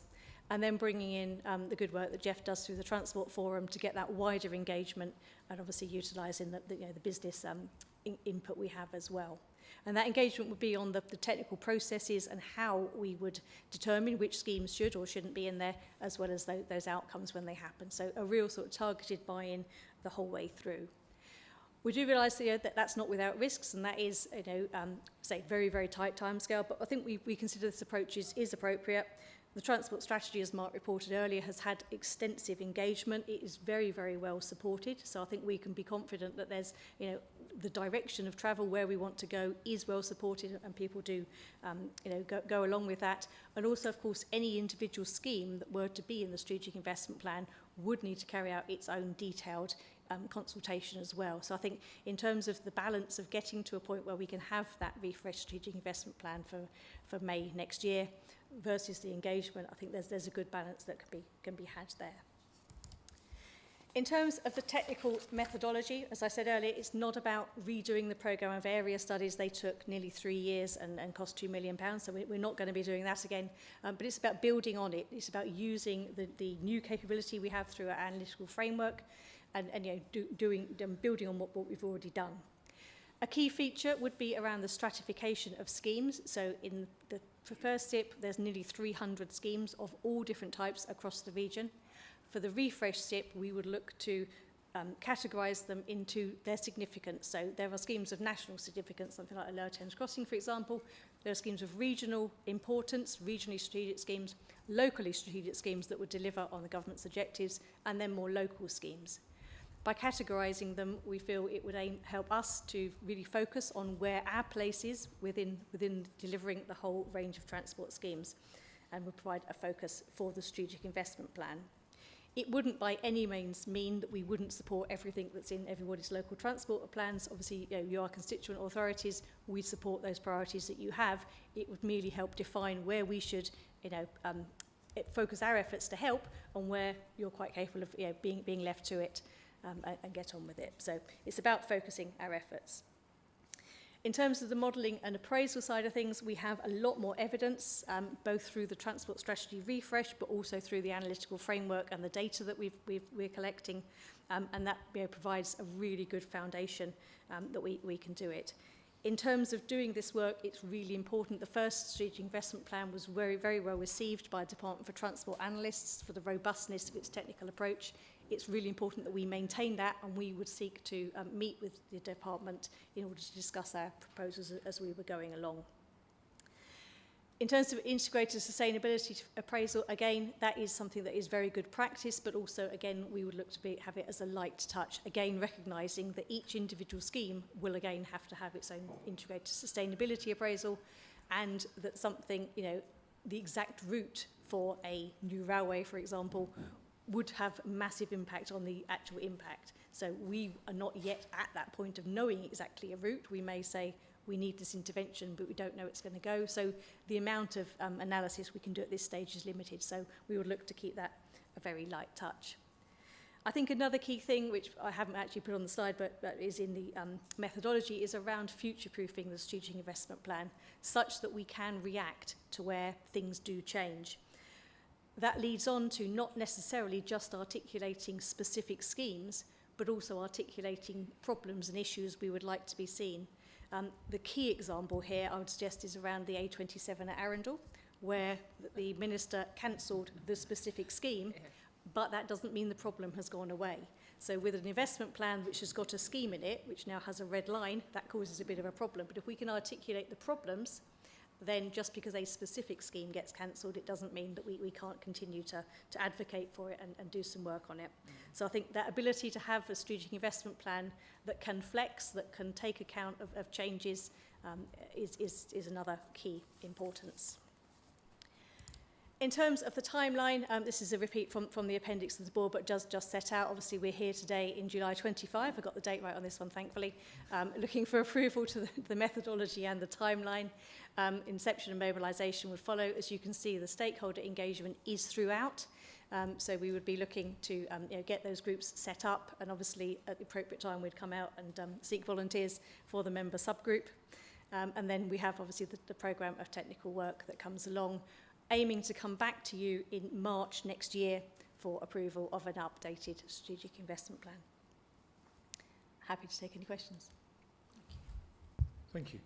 Again, a massive piece of work. Questions? No? You've answered them all. That's good. Oh, Trevor's going to ask. Thank you, Chair. Thank you, Sarah. Really, that's a lot of information there. One thing you referenced was a sort of light touch, or sort of the concept scheme. It might happen one day, as it were. I understand that to a point, because, for instance, if you're going to restore an old railway, for instance, which is presently used as a footpath or cycle route, or other things, knowing that it might become a railway again might be quite significant, particularly if they're going to build a housing estate in that particular area. And so what does that really mean? If you say it's light touch, we'll mark it on the map, but then it surely needs to be quite significant if there's any plans to develop anywhere along that route. Because if you build a housing estate and there's a plan for a railway straight through the middle, then that may be problematic. So I don't know exactly what it means to say light touch. Maybe we should be more intentional than that if there's something of that nature. Yes, I think it was light touch in terms of the integrated sustainability appraisal. So knowing that there was going to be a scheme is very different from knowing it's exactly this route going through these exact species of habitat. For example, so the integrated sustainability appraisal looks at the impact on the environment and mitigation that would need to be undertaken. Rather than saying, in terms of knowing there's going to be a railway to build your housing estate, it's more about the impact of that railway on the environment. which is you can do in generality to a degree, but also, if you can imagine, if it goes through a field over there versus a wood over there, the impact on habitat is different because it affects different species, different creatures. So it's a light touch in terms of there's only a certain amount of detail we have at this stage, rather than sort of not doing it. Does that make sense? Sort of, yeah. Matt. Thank you. Yes, it was more actually just the price, to be fair. Considering it's a smaller refresh, it's not producing significant amounts of new information. I was surprised at £100,000 for this work. Could not more be done in-house, or could we actually maybe look at that again? It just seems a large amount, considering we're not actually proposing anything drastically different. Yeah, so just for context around that, the area study programme was 1.75 million, and then the strategic investment plan the first time round was another 250,000. So to get to the initial strategic investment plan was just shy of £2 million. We are looking, that we do have increased analytical capability in-house, and we are looking to utilise that where we can. It is quite tight, though, the amount of technical appraisal that needs to be done for each scheme. So, for example, all of the schemes or problems or policy interventions would undergo a multi-criteria assessment framework, which would assess them against a whole, as it says, a range of criteria. The technical work that underpins that is quite extensive. Absolutely take your point. We will use our in-house capability where we can, but there's some things that we do need that consultancy support. I think the point is looked, and we do what we can where we can. We still need the evidence. No other questions? We have the recommendation on the board. Are we happy to approve? Thank you very much. So we come to communications plan. Keir, I think you're going to deal with that. Thank you, Sarah.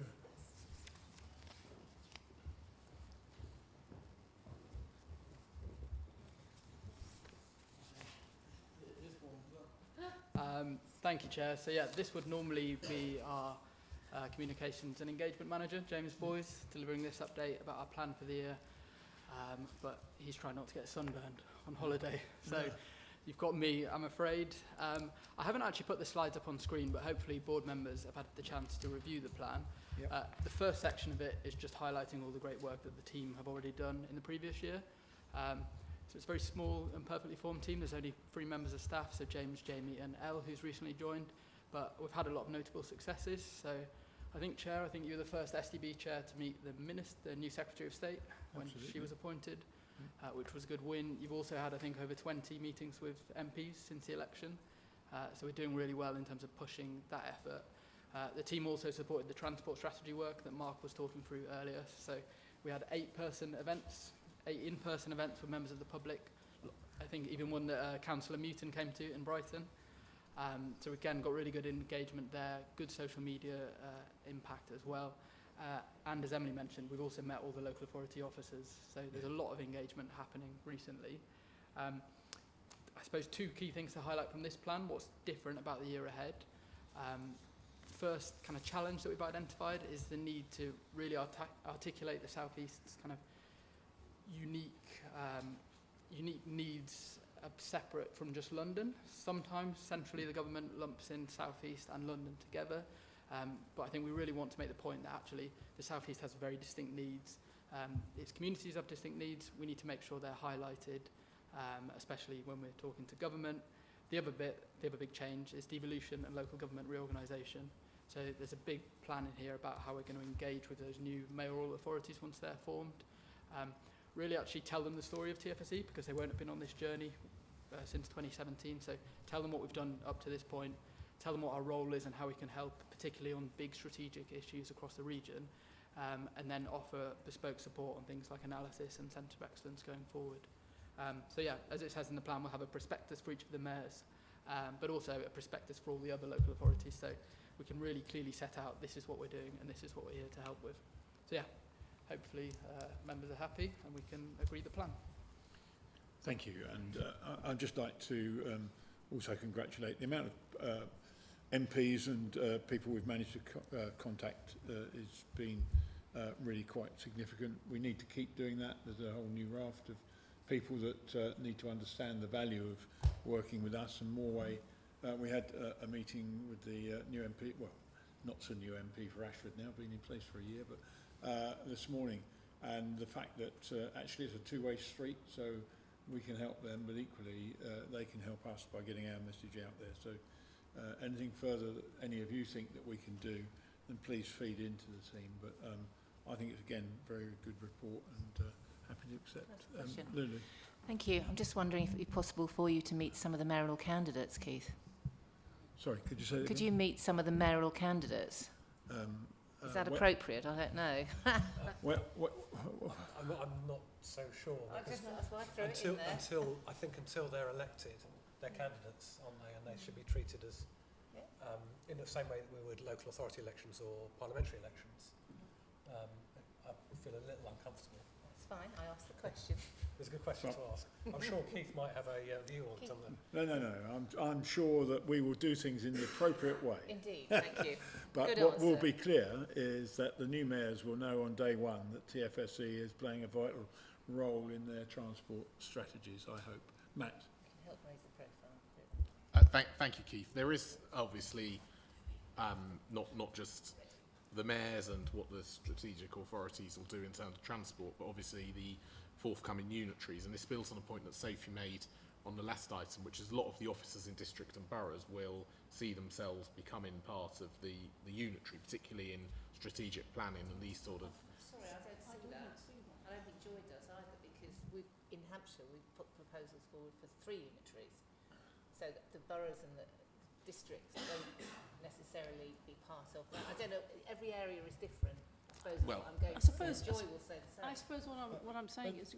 Let's not get too deep into deep loop. Well, I'm from Kent, so we're coming last.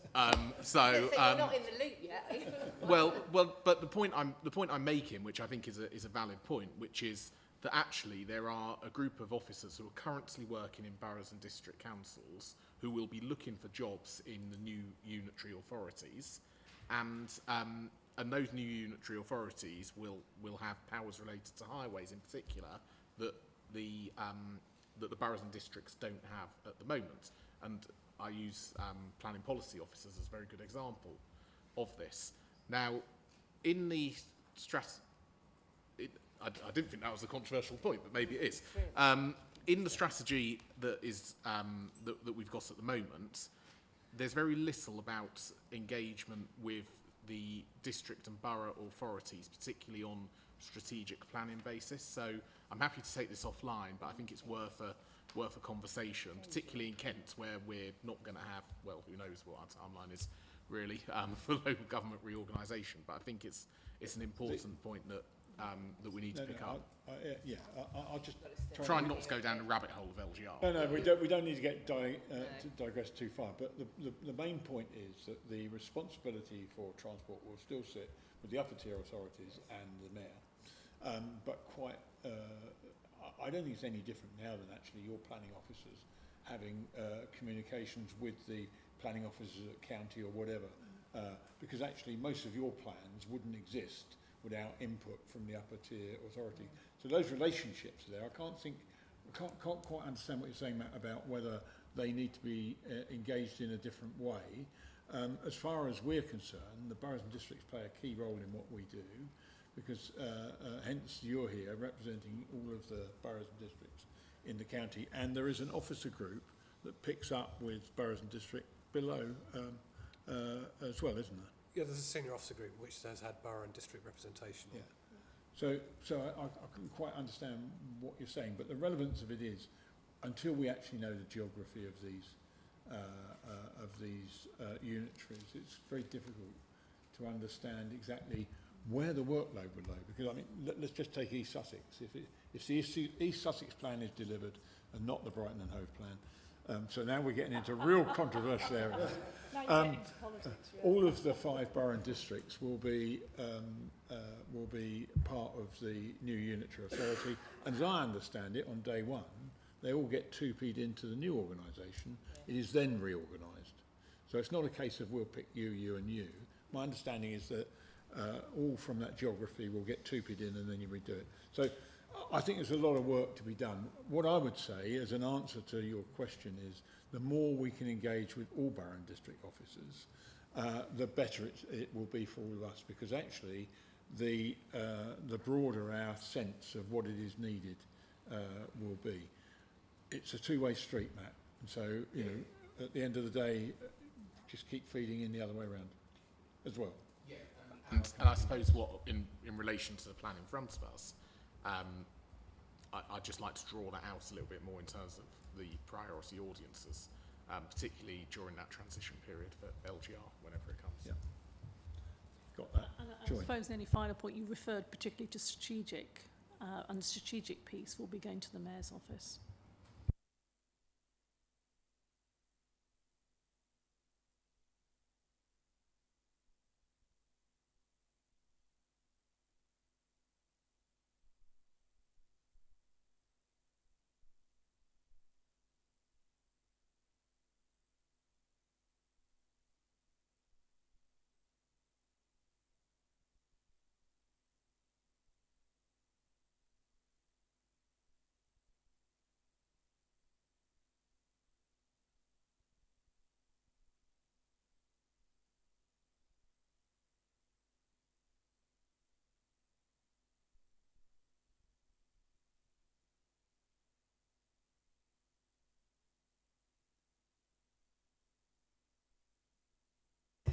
Most important. Thank you, Keir.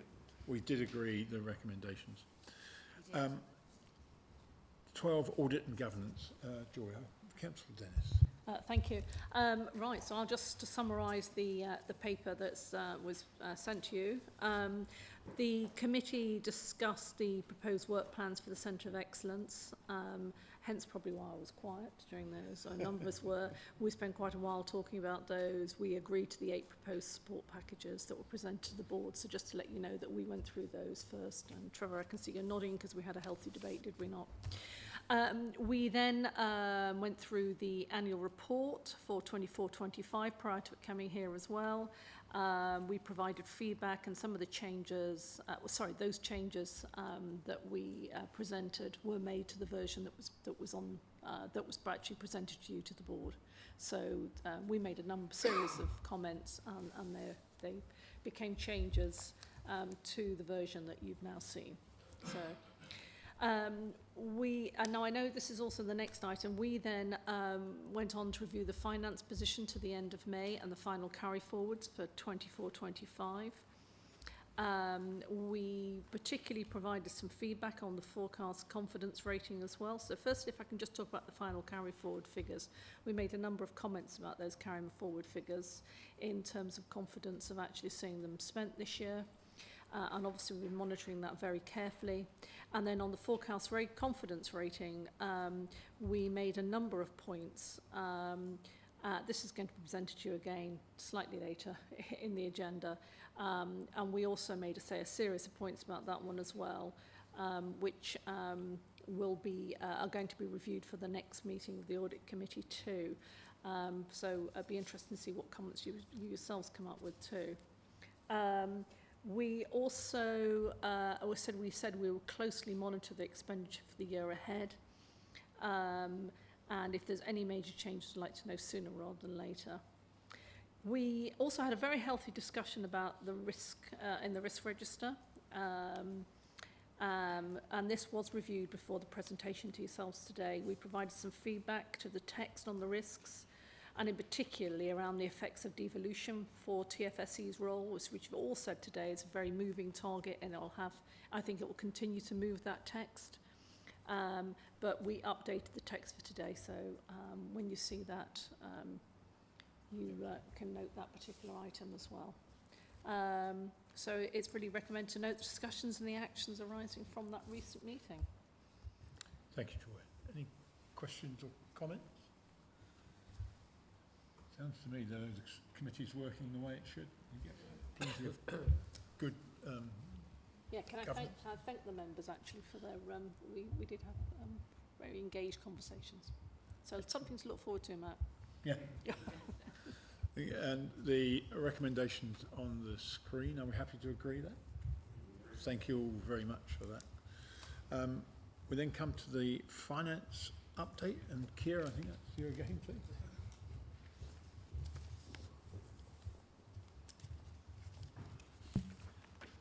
Thank you, Chair. And yeah, Councillor Dennis has set it up really nicely, so I won't go back over everything. But as Councillor Dennis says, the finance paper sets out our final carry-forward figures for 24-25.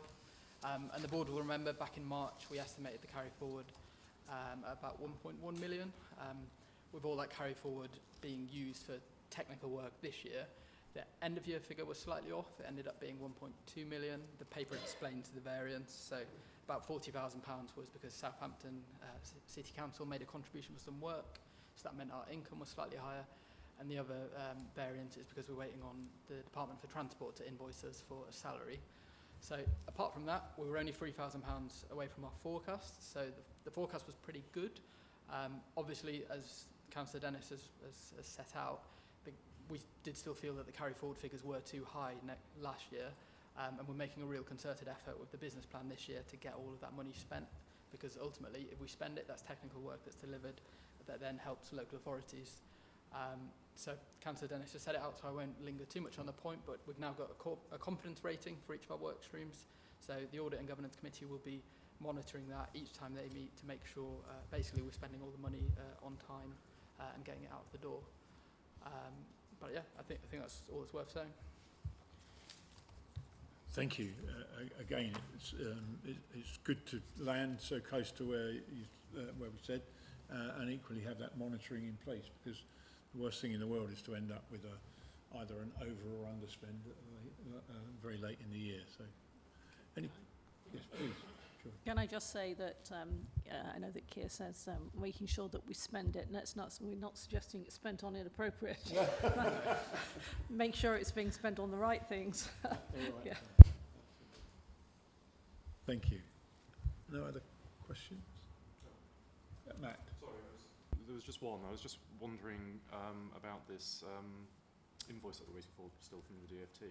Is there any movement in that? Because that's been over a couple of financial years now. Yes, it was slightly awkward because it's an invoice for my salary costs because I'm on secondment from the DFT. So we're pushing it, and Rupert's been pushing it, and hopefully it'll be invoiced in the next few months. Right. We'll get it over the line. I don't quite know why it's taken so long. Sometimes you think local authority processes are slow, but we'll get there.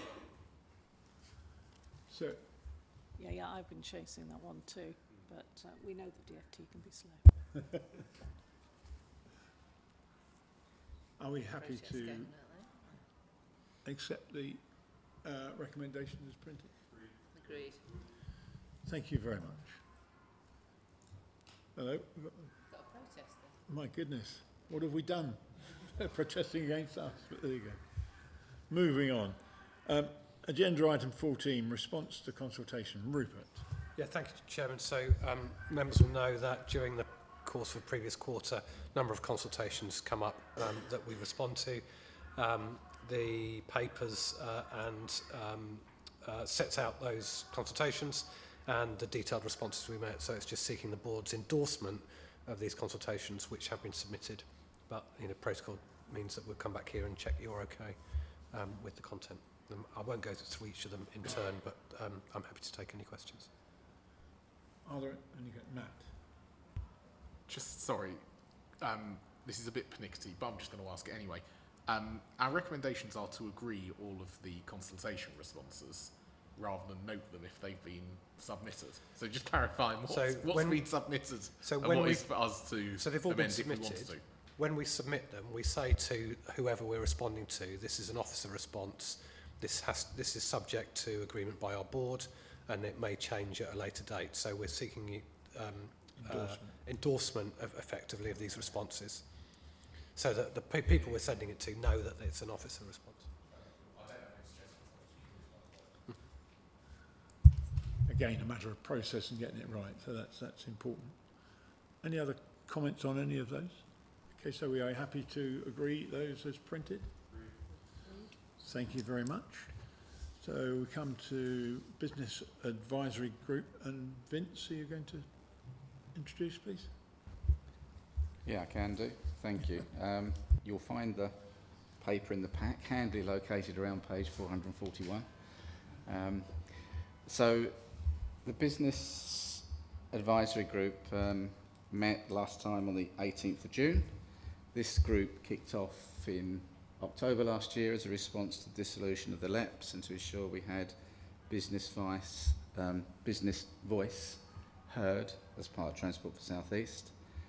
The process of the meetings, was just worth spinning out before we go into the summit itself, is that the first half of the meeting is very much an update on Transport for South East business, whether it's the funding, whether it's a transport strategy consultation, the planned work, rail strategy, investment plan, etc. So the first half of the meeting we tend to update the businesses, but the second half is dedicated to them raising their issues that they feel that where the businesses are being affected by transport problems, and particularly we're trying to find the gaps in where current transport strategy and TFSE work is. We don't want to replicate everything that's there before, which has led us to a number of areas, including creating a case study from the hydrogen bus trials in Crawley, which have been pretty successful. So we've sort of been able to get new case studies, supporting some of the economic case for the Western Rail link into Heathrow. That's a refresh of the economic case rather than actually saying that we should or shouldn't do it, but let's refresh the numbers because it's a while since that was done.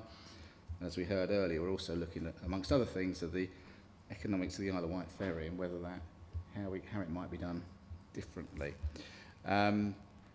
So those meetings have been taking place every 6 to 8 weeks, and on the 9th of July we had our first in-person business summit for TFSE, which was attended by about 50 various business stakeholders, alongside board members and other industry experts, and we tried to get some industry experts to chair the work groups that we had throughout the day.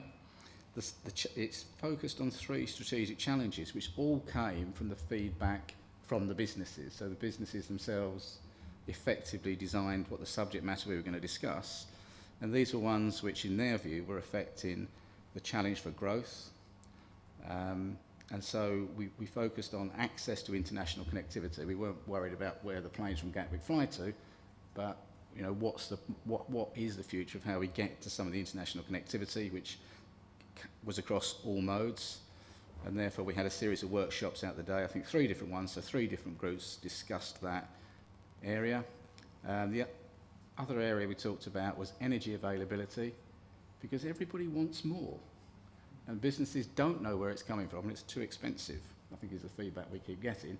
So in terms of future strategy, you know, where is all this electricity coming from for the houses and therefore the transport use that we talk about? We've talked about EV provision today, but there's many requirements from cross-channel ferries through to increased bus use, etc. So where is that energy coming from was one of the subjects we discussed.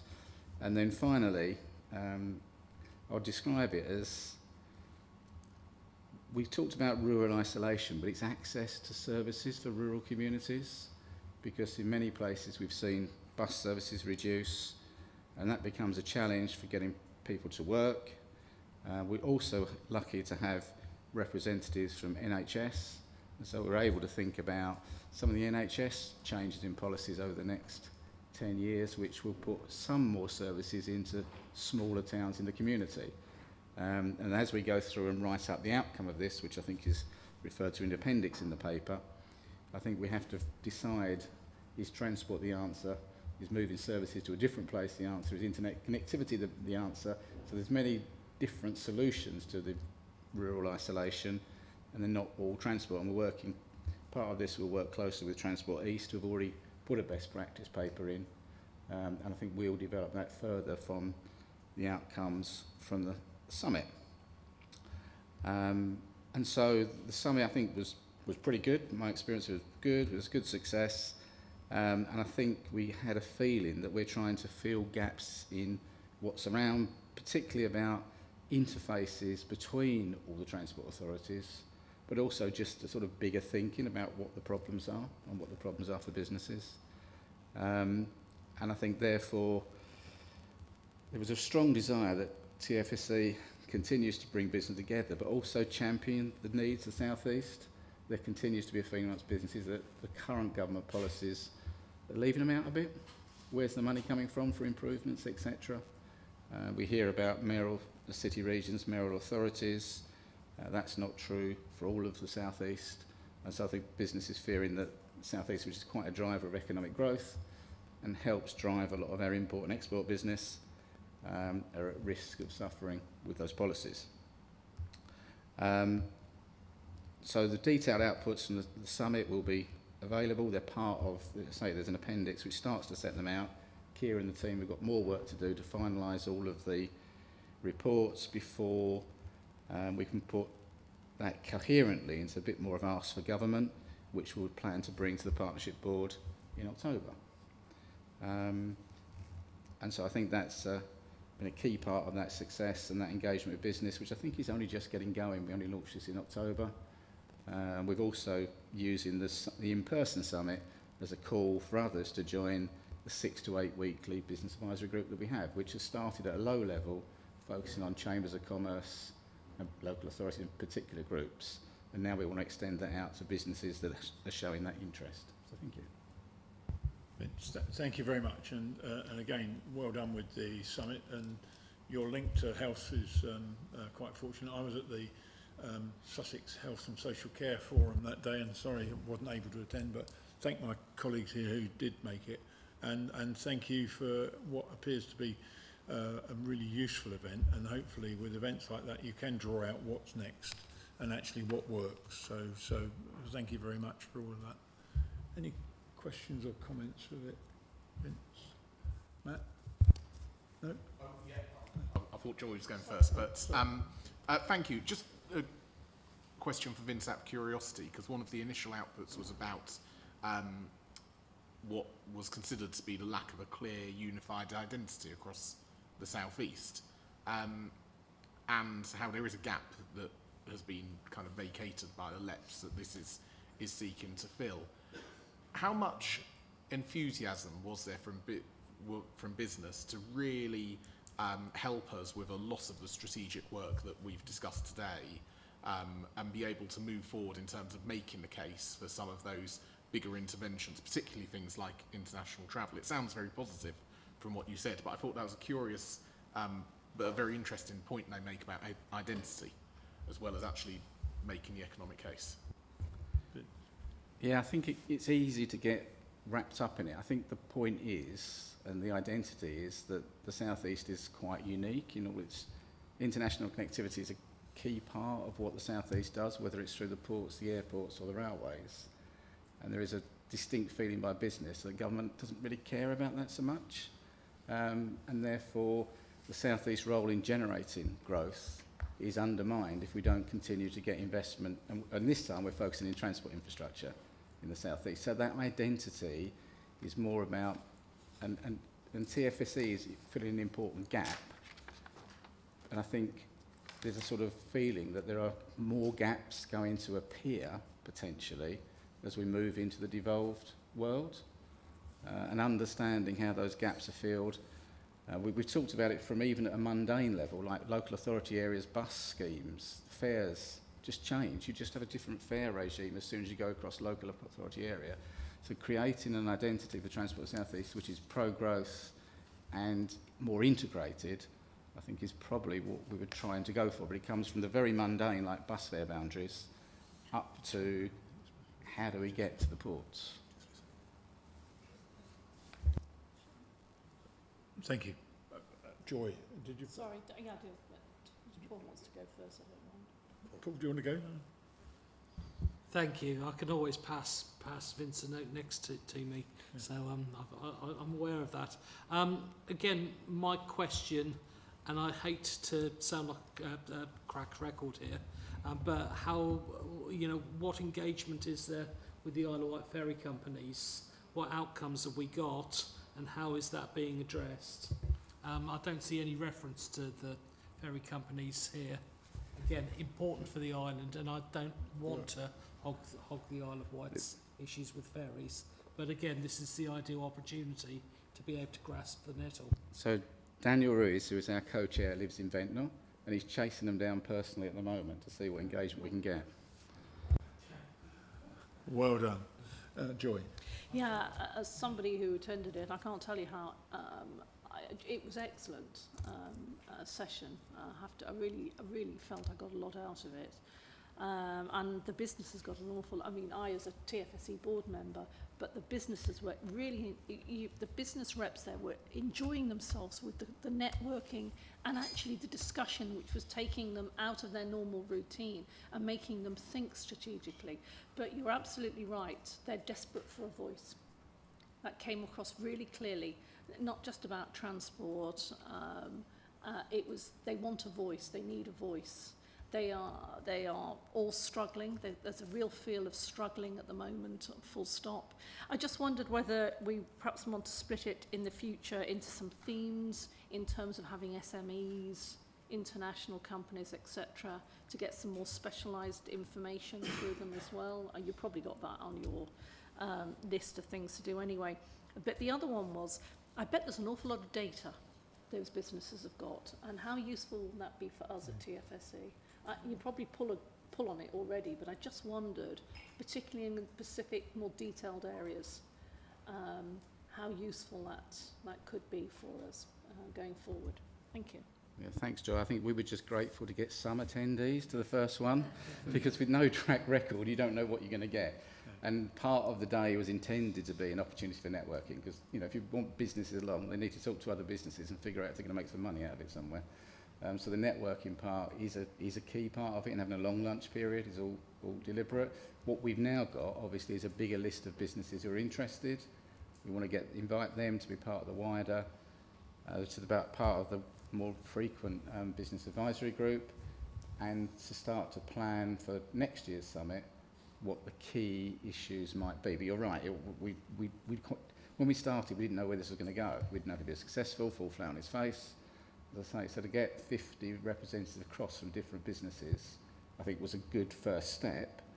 And next plan is to widen the engagement of the business advisory group itself. And all these people are doing it for free, they're giving up their times. And we have got groups from Gatwick, we've got Phil Southall from Go Ahead Buses, we've got Chambers of Commerce on there representing lots of people. So we always plan to start out small with the Chamber of Commerce and build. And so now we're in that build phase for the next 12 months. So any ideas people have got on how we can improve it, that's where we get better. So opportunity for improvement are what we love.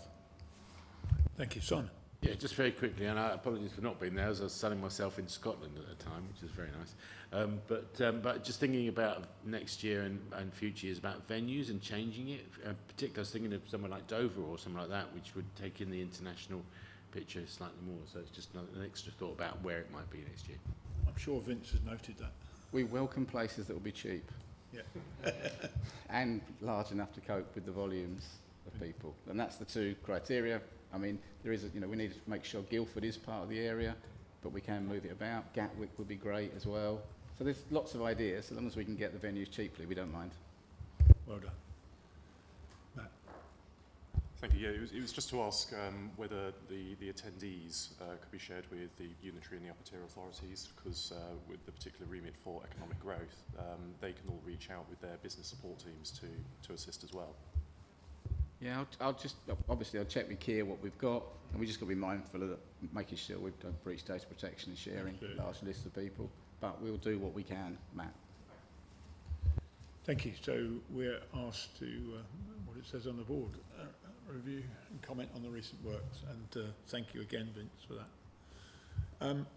We come to an advisory and transport forum. Jeff, are you going to do a short intro?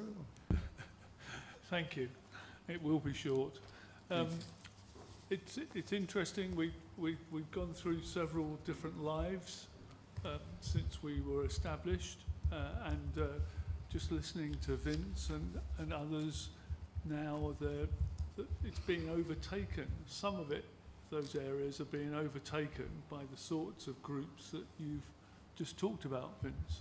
And I think we as this appropriate group, says advisory panel and transport forum, but I think we could come together a bit more to try and make the presentations and the discussions more important, because they will they will represent a larger volume of people. So I think that's one thing.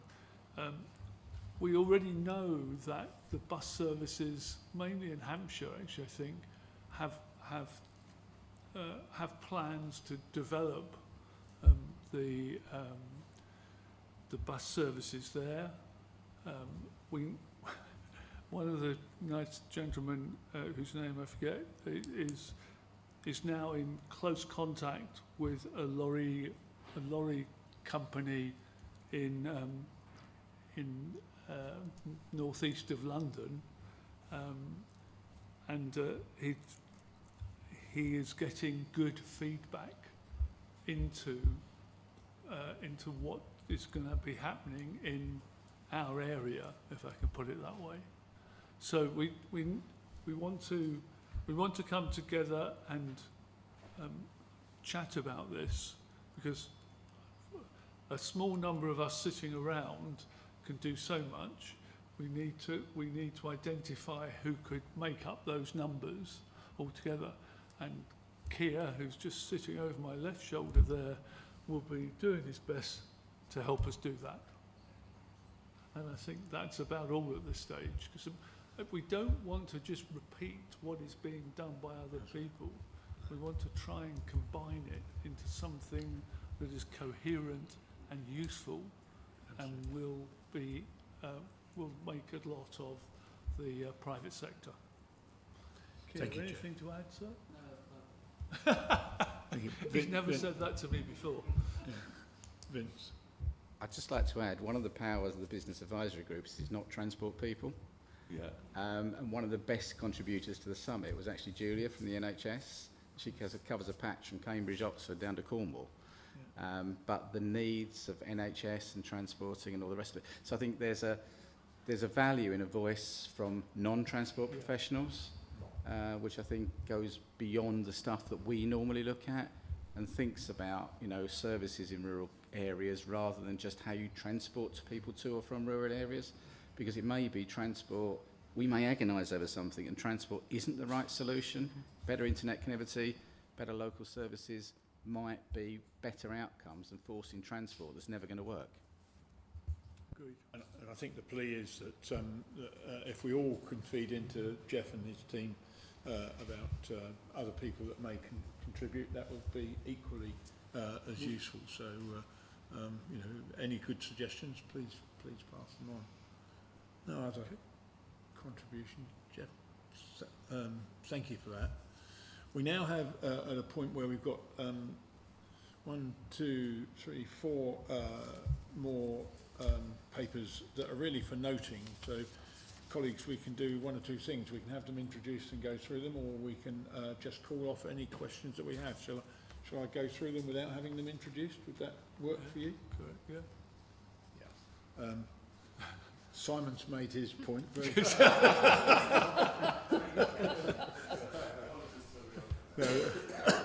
well done, Simon. Thank you very much. Good to see you. So we have the delivery of the strategic investment plan. Is there any questions on that? I mean, it's a paper that's well written, giving us up-to-date information of where we're going. No other questions? So we'll agree that as printed. Yeah. Analytical framework. Again, anyone got any questions for Sarah? No? Thank you very much. So we'll agree that as printed. And the technical programme progress marks paper. Everybody happy? Yeah. Goodness, thank you very much. And communications and stakeholder engagement update. Gave Keir a hard time earlier, so we're all right now. We'll agree that one as well. I was going to cancel AOB, but I daren't. So we just run round the table from Jeff. Any? Tom? Yeah, just one small point. So the interim period delivery plan was published recently, so we shared that with TFSC colleagues.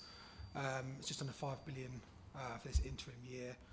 Is a settlement from DFT, and just like to place on record really thanks from TFSC colleague officers for their engagement on that and the ongoing engagement for future RIS periods as well. So yeah, any questions on the delivery plan, I'm more than happy to take them, but document there and the summary is there for all to view.